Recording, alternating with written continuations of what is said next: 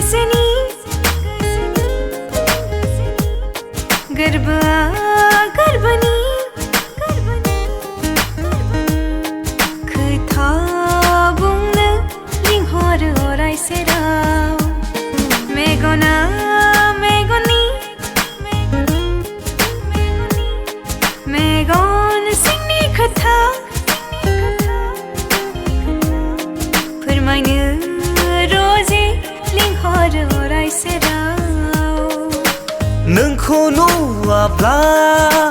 दरसि दरसि मोनो नोंखौ नुवाब्ला सिदोब सिदोब गोसो बेङा बेङा मोनो सोलेर बेङा बेङा मोनो